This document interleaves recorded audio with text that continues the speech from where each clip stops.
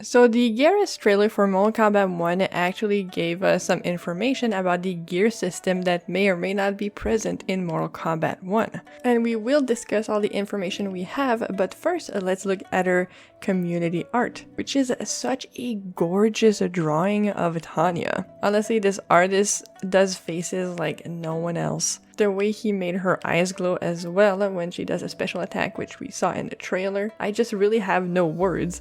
It's perfect. So I will leave a link to the artist's Twitter in the description of the video if you want to go follow them or like their art. If you want your art to be featured on the channel, just tag me on Twitter. So if you notice on these two screenshots of Geras that I put side by side, you'll see that the middle chest piece he has is different. So that is definitely one of the gear options that we will get in Mortal Kombat 1. And furthermore, if you look at the Liu Kang renders, the one from the game cover, he has a red bandana, and the official render is a sort of a blue and gold bandana. Now, if we look at MK11's gear system, it seems that Mortal Kombat 1 will be pretty freaking similar, because even in MK11, Geras had that option of the chest piece he has, which was called his temporal anchor.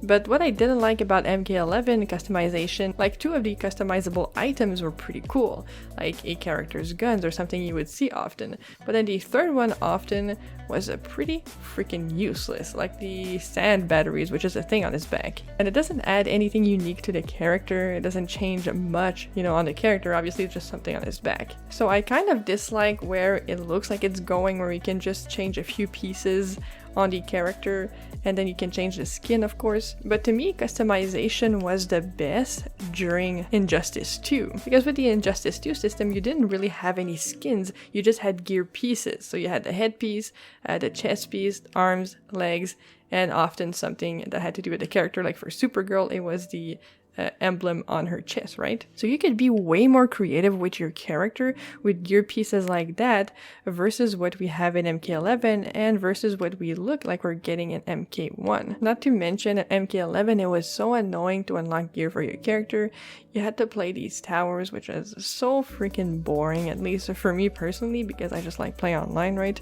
I don't like playing against the AI and using a bunch of bullcrap random powers to help your character, right? It was just so weird. And for me, it wasn't a fun grind. I don't know why, but maybe it just personally wasn't for me. Now, if you look at Injustice 2, it was awesome because when you played games, you would unlock stuff for that character specifically. Sometimes you unlock gear for other characters, but most of the time you would unlock gear for that character. And here's why I'm hopeful for the Mortal Kombat 1 gear system, even if it might be a 3-piece gear system and will have alternate skins. It seems that we will be getting rewards for the character we play when playing the game, because if you'll notice on the rematch screen when they did the Johnny versus Scorpion fight, you could see the XP breakdown thing, and then beside the characters' heads was a chest with a question mark on it. So to me, that looks like the more you play a character, the more you unlock stuff for that character. I hope it'll be gear as well as skins and alternate colors, but we still don't have a lot of information on skins. We only saw different skins for cameos so far, but we did not see different skins for characters. And although it looks like it's already set in stone that it's like a 3-piece gear system, I really wish they would go back to the Injustice 2 days. And of course, I'm not talking about bringing the mother boxes back and all the gear management and micromanagement that this gear system brought with it, which it was annoying. Like, I admit it was really annoying to go and delete gear or quote-unquote sell gear for the characters you weren't playing. And honestly, it was even annoying managing gear for the characters you played. For example, if they remove stats on gear and you only get gear that looks different, then to me that's perfectly fine, right? Because you won't have to micromanage anything.